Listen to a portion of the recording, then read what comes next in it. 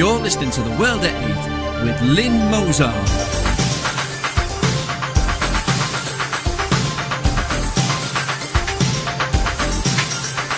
The World at 8, the number one in nationalist news. Highlights of the news today, Monday the 2nd of December 2013. Tory minister claims £6,000 in London hotel bills but has a home 1 mile away from Parliament.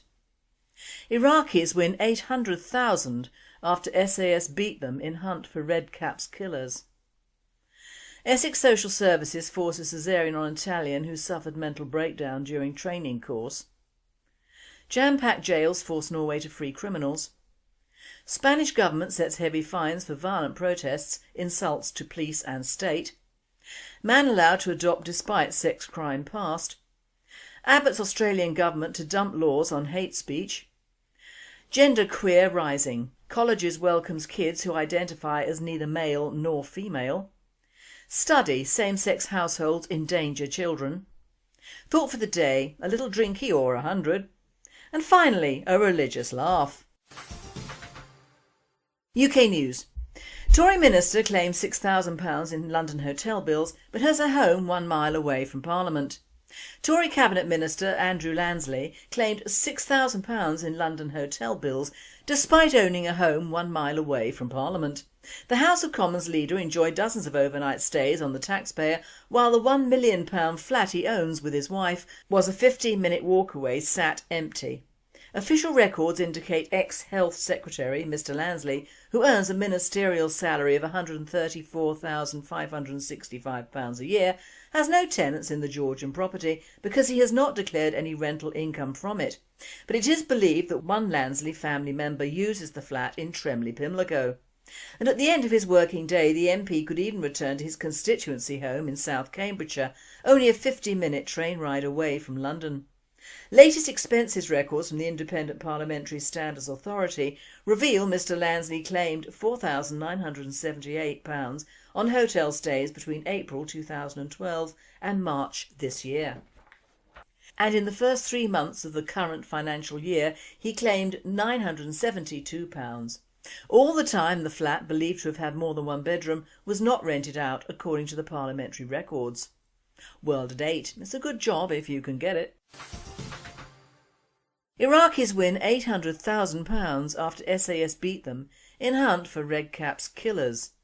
9 Iraqi police officers who said they were tortured by the SAS have been awarded a total of about £800,000 in compensation.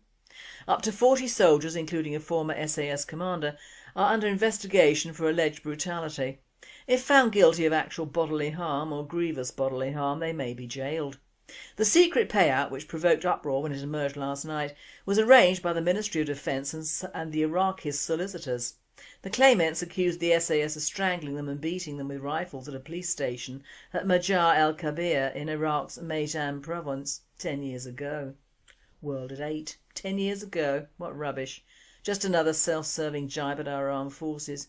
What compensation will our guys get? None, because the Iraqis killed them, and dead men don't need compensation, do they? Essex Social Services forces Caesarean on Italian who suffered mental breakdown during training course. Social Services forcibly removed a pregnant woman's unborn baby by a Caesarean section and put it up for adoption after obtaining a High Court order on the grounds the mother had suffered a mental breakdown. Essex Council obtained an order allowing them to sedate the woman against her will before taking her daughter and placing it into care. The Italian woman, who was in Britain on a work training course, claims she had not even been warned that she would be given a Caesarean. It's not believed a natural birth would have posed a risk to her or the child's health. Social workers argue they were acting in the best interests of the baby, who is now 15 months old, and are refusing to hand her back to the mother despite claims that she has made a complete recovery. The Sunday Telegraph reports. World at 8. I'm keeping out of this one until all the facts are given. But this operation cost the NHS taxpayers money, of course. European News. Jam-packed jails force Norway to free criminals. Police in northern Norway are being forced to release criminals back onto the streets because of a shortage of prison spaces. The acting head of police in the city of Tromsø warned this week. Ina Sparbo-Lisnes cautioned in a statement on Thursday that in the last few months the situation had reached a crisis point. "We have several times discovered that there were no free spaces and so simply had to let them back out," he told VG newspaper. "As a result, new criminal offences take place that otherwise would not have happened. Our ability to prevent crime and ensure safety is reduced." Lisnes' warning followed a complaint earlier this month from the head of the police in Vestfold County near Oslo, who proposed freeing up space by converting an old army camp in far northern Norway into emergency prisons for foreign criminals. Spanish government sets heavy fines for violent protests, insults to police and state. The Spanish government has approved draft legislation that sets fines of up to €30,000 for offences such as burning the national flag, insulting the state or causing serious disturbances outside Parliament. The draft Citizen Security Bill, presented Friday by Interior Minister Jorge Fernandez Diaz, has been heavily criticised by opposition parties, judicial and social groups as an attempt by the Conservative government to muzzle protests against its handling of the severe economic crisis. The measures, an update of the 1992 law, also include fines of up to €1,000 for insulting or threatening police officers during demonstrations. Similar fines are planned for disseminating photographs of police officers that endanger them or police operations. The bill must be approved by Parliament, where the ruling party has an absolute majority. Man allowed to adopt despite sex crime past. Radio Sweden. Authorities in Helsingborg will allow a man to adopt his 10-year-old stepson despite the man's numerous convictions, including one for sexually molesting a 5-year-old girl. News agency TT reports that the man, who is in his 60s, was convicted in 2004 of molestation and is also suspected of rape, though never charged, and chatting with young girls online. In total he has been sentenced to prison 4 times for some 90 offences, mostly economic crimes. But a review by the municipality's Social Affairs Committee considered the crimes to be old, even though the man was recently released in spring 2013. Chairman of the Social Welfare Committee in Helsingborg declined to comment on the case, but insisted that the committee goes through all cases thoroughly before deciding. "I cannot answer for how officials handled the case.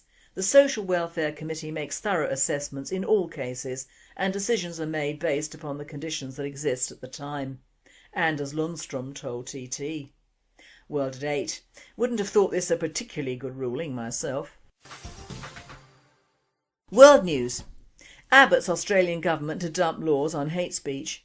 Australia's Conservative government intends to dump laws that ban hate speech on the grounds they inhibit free speech. Amendments to the Federal Racial Discrimination Act will be the first legislation put before Parliament by Attorney General George Brandis, who, with Prime Minister Tony Abbott, was angered by the conviction of a right-wing columnist, Andrew Bolt. Bolt was found guilty before the September election of breaching the Act by writing articles that Federal Court Justice Mordecai Bromberg said were not written in good faith and contained factual errors. Headlined "White Fellas in the Black" and "It's So Hip to be Black," the articles suggested light-skinned people claimed Aboriginal descent to further their own interests. Abbott said after the verdict that the sacred principle of free speech should not be restricted and that free speech meant the right to say what others might not like, not just the right to say something of which others approved. The coalition went to the election with the promise to change the Act to ensure that speech found to be offensive or insulting was no longer defined as racial vilification. At present, the Act outlaws actions in public that, based on race, colour, national or ethnic origin, are likely to offend, insult, humiliate or intimidate a person or group of persons. This includes posting offensive material on the internet, publishing a racially offensive comments in the print media, making offensive speeches at a public rally, racially abusing people in public places or making racially abusive comments at sporting events, World at 8 and Uncle Tom Cobley and all mateys. Genderqueer rising. Colleges welcome kids who identify as neither male nor female. The weekly meetings of Mouthing Off, a group for students at Mills College in Oakland, California, who identify as gay, lesbian, bisexual or transgender, always start the same way. Members take turns going round the room saying their names and the personal pronouns they want others to use when referring to them: she, he or something else. It's an exercise that might seem superfluous given that Mills, a small and leafy liberal arts school, historically referred to as the Vassar of the West, only admits women as undergraduates. Yet increasingly the she's and hers that dominate the introductions are keeping third-party company with they, Z and other neutral alternatives meant to convey a more generous notion of gender. World at 8. Utter bollocks. Study: Same-sex households endanger kids. A new study authored by Associate Professor Mark Regeneris from the University of Texas shows alarming child endangerment in the same-sex households. Parent paedophilia is widespread. 23% of children with a lesbian mother reported having been touched sexually by a parent or adult, compared to 2% of those raised by biological parents. Rape is rampant. 31% of children raised by a lesbian mother and 25% raised by a homosexual man report they were forced to have sex against their will, compared to 8% from intact families. Sexually transmitted disease, STD, is epidemic. Over 20% of those brought up by two women and 25% raised by two men reported having contracted an STD, compared to 8% from natural families. Suicidal tendencies are startling. 24% of children raised by homosexual men and 12% of children raised by lesbian mothers admitted to having recently contemplated suicide, compared to 5% of those raised by biological parents or even a single parent. Published in the journal Social Science Research, the study of nearly 3,000 young adults is perhaps the most scientifically credible study on the topic ever conducted. World at 8. I can understand this when you think that one of the reasons a ute goes off the rails is that he didn't have a pair of the right sneakers given to him at the time by a young single female mother. This lot well stands to reason. Thought for the day: a little drinky or 100? Now the season as goodwill is nearly upon us, I have a thought on an article written in the Daily Mail. That continuous source of the problems of the UK, but rarely, if any, one of the solutions is ever written. We are pounded as a people or tribes, whatever, of the general awfulness of living in the UK, and I'm not including the vast array of immigrants in this, but what passes for the average English family nowadays. All the norms we took for granted in the good old days, which were good for many but of course not all, have gone, vanished into the ether, either because of new government laws and authorities, a completely new way of living which has had the last 3 generations having a different set of standards, a new culture in education and work, and an all-out attack on the new class war of belittling the middle classes of this country. The most insidious and heinous of these is the battle against old traditions, whether good or bad, and the downgrading of any form of standards or morals which is pushed onto and into our younger generations. We hear broken Britain again and again, and the fact that apparently by 2014 we will be classed as a third world economy. We live with boom or bust, and our young cannot even afford to consider buying a house, let alone having the 2-point-whatever children that we need to produce from our own tribes just to keep our head above the genocide capacity. We are propagandised from cradle to grave with bad messages, most of which I would say are not the fault of the general population, let alone the middle classes, poor buggers. I attribute a lot of our newer ills on immigration. Note what I said: immigration, not the immigrants. Although if the cap fits, wear it. Our governments and lawgivers have a lot to pay, for although many more countries are in a worse state than us, especially EU member states, but we cannot feed ourselves without vast amounts of imported matter from the other side of the world. We apparently cannot clothe ourselves either, and in fact have been made to believe that the UK would fall apart if any one of these imports failed or the supermarkets closed. Now, I'm not an economist, far from it, my figure work is atrocious, but even I can see that if we as a nation rely too heavily on foreign goods for which we pay through the nose, even as our economy dwindles, and because we are not producing anything the rest of the world, for example China, India or the EU wants, then we are as a country in a far from enviable position. Now with all this, do you wonder we drink? I don't, I really don't. But in this article the same blame the past mantra is being aired as an excuse, rather like to be anti-immigration is being anti-British or anti-English, even anti-human, as we are all apparently children of migrants from hundreds of years ago. Yup, I really like that one. The establishment of diversity thinkers are really pushing the envelope on that one, liking Celts, Vikings, Gauls, Romans, Scots, Irish, Welsh, Jews, Italians and whatever who formed our melting pot in the Middle Ages to the hordes of Africans, Indians, Arabs, Chinese and whatever passes for in-betweeners today, as being the same ethnicity is a load of codswallop. The odd African slave in the early 19th century has now produced all of the contents of Brixton just by themselves. Plus of course with the contents of the Windrush in the 50s, and it's all our fault, isn't it?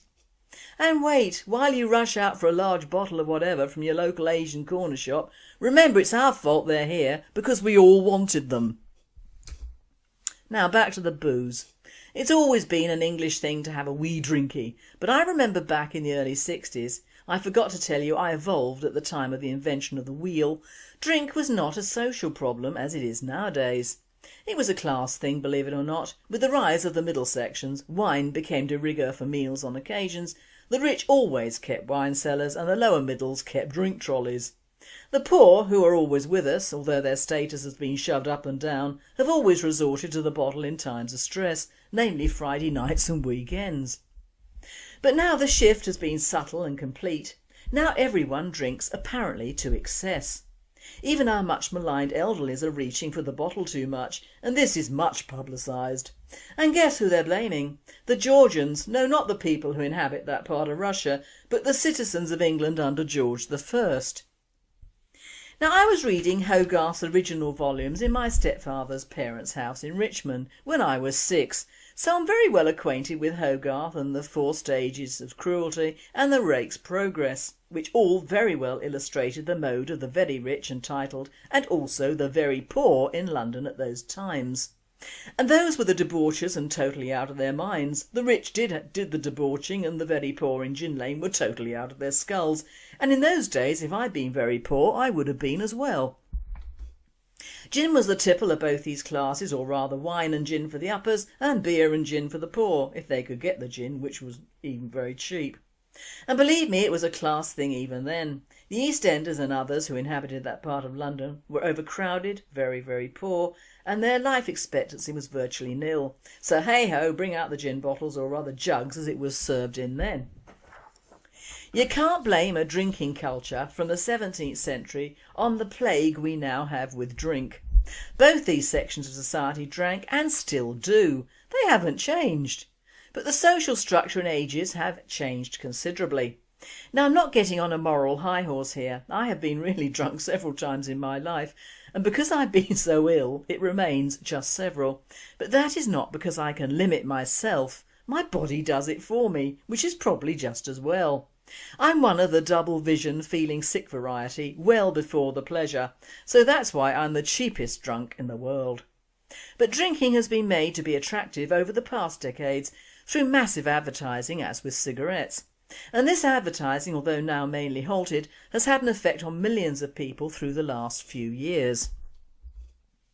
In the early 60s I was sitting in a coffee bar in Brighton one weekend at about 3ish in the afternoon. I was 15 with a school friend, and in walked a group of the hunting, shooting, fishing set, probably off from university, Ascot or some social event, and one of the young women threw up on the floor and we were all shocked that they were paralytic. Now this would not cause a stir. We are all faced with pictures of young girls from certainly humbler stations falling around, puking up and peeing in the street with monotonous regularity. Not only up north but down south as well. The entire class structure of drinking has taken a new and nastier turn for the worst. Up to the late 60s most drunks were confined to pubs or their homes depending on their status. Now this has changed. Pubs are closing down, with smoking bans having a detrimental effect, but designer pubs and clubs for youngsters are on the increase and open all hours. 24-hour drinking officially hit the UK some years ago, coinciding with the selling of booze all hours from corner shops, supermarkets and even petrol stations. Gone are the pubs and drinking clubs that moderated certain drinkers, namely the very young or the very poor. Looking at the Rake's Progress picture by Hogarth in the Daily Mail, you will note these people are from the moneyed class of Georgian society, thus the term rake. It is well known that most scions of society, if they had 3 sons, one would go into the church, one would go to court and one would be a rake or just plain useless. It is in the English nature to drink, but not as much as it is in the Celtic nature, the Irish and Scots taking the first prize in those drinking competitions. It's been said that the Irish would have ruled the world had it not been for their drinking problems, and that's probably right. And the average working class Scot wouldn't be seen dead outside of Sookie Hall Street on a Friday night. But that doesn't explain the rise of very young women being taken to hospitals with various forms of liver disease or addiction to alcohol, and these youngsters can be from any class but usually from working or lower middle class regions. Those who are not at school or working and Friday night is let down your hair night or pull a guy night, whatever, and they obviously need copious amounts of booze to do either, so it would seem. Our young men are the same, and the blame doesn't lie with us English, it lies with the powers that be and the media who denigrate everything young, white and indigenous, whether by failing to booster up our own or highlighting everything that is wrong with them. No one section of society has come under the torch of diversity, political correctness and propagandised multiculturalism like our youth and the preceding years' previous generations. Don't blame our past for the misdirections of today. Our young drunks are not imbued with any sense of pride in their country or their people. However, they are told to admire and try to adhere to the rules of different cultures and ethnicities, regardless of whether they want to or not. They're told if they get older there will be no jobs, no houses and no family life for them. They're told they will be waiting on the sidelines for crumbs being handed down from the ethnic elite and the so-called moneyed classes, which results in the celeb culture, or rather anti-culture. Our true history and beginnings are not taught. Christianity is not taught in our schools, and you'll have a hard time finding any reference to any of our Christian holidays in the public eye. Our young are not given a fair chance, and I am the first to say it.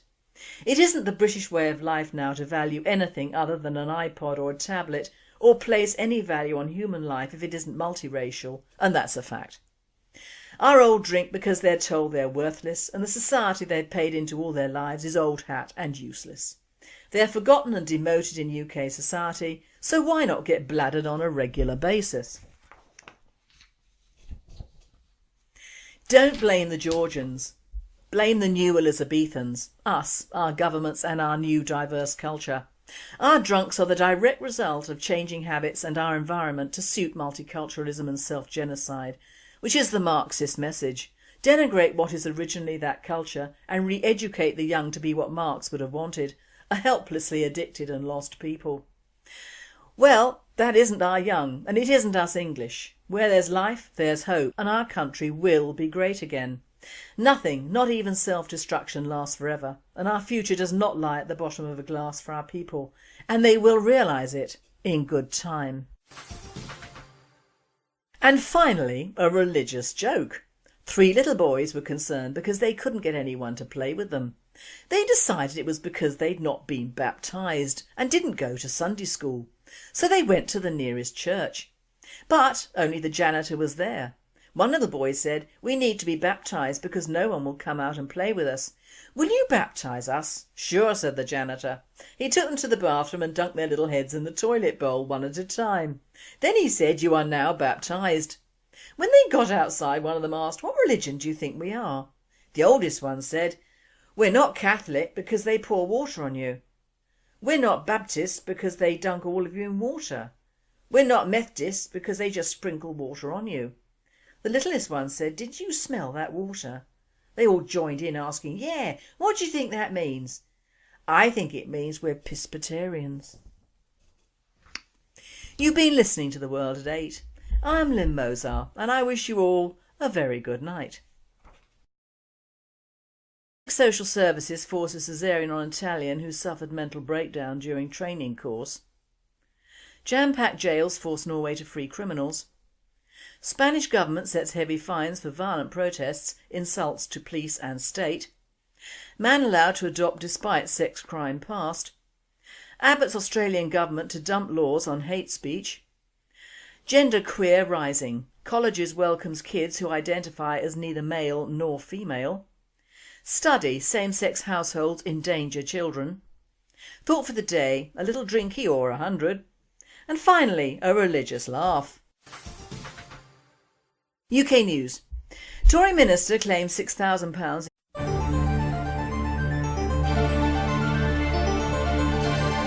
You're listening to The World at 8 with Lynne Mozart.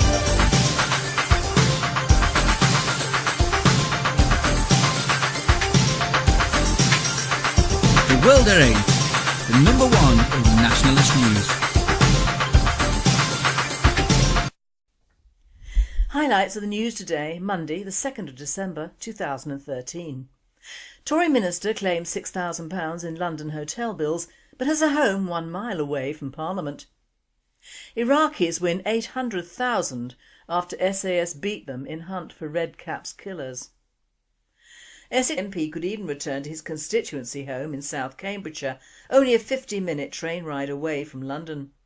Latest expenses records from the Independent Parliamentary Standards Authority reveal Mr Lansley claimed £4,978 on hotel stays between April 2012 and March this year. And in the first 3 months of the current financial year he claimed £972. All the time the flat, believed to have had more than one bedroom, was not rented out according to the parliamentary records. World at 8. It's a good job if you can get it. Iraqis win £800,000 after SAS beat them in hunt for Red Cap's killers in London hotel bills but has a home 1 mile away from Parliament. Tory Cabinet Minister Andrew Lansley claimed £6,000 in London hotel bills despite owning a home 1 mile away from Parliament. The House of Commons leader enjoyed dozens of overnight stays on the taxpayer while the £1 million flat he owns with his wife was a 15-minute walk away, sat empty. Official records indicate ex-Health Secretary Mr Lansley, who earns a ministerial salary of £134,565 a year, has no tenants in the Georgian property because he has not declared any rental income from it. But it is believed that one Lansley family member uses the flat in Tremley, Pimlico. And at the end of his working day, 9 Iraqi police officers who said they were tortured by the SAS have been awarded a total of about £800,000 in compensation. Up to 40 soldiers, including a former SAS commander, are under investigation for alleged brutality. If found guilty of actual bodily harm or grievous bodily harm, they may be jailed. The secret payout, which provoked uproar when it emerged last night, was arranged by the Ministry of Defence and the Iraqis' solicitors. The claimants accused the SAS of strangling them and beating them with rifles at a police station at Majar el-Kabir in Iraq's Maytan province 10 years ago. World at 8. 10 years ago? What rubbish. Just another self-serving jibe at our armed forces. What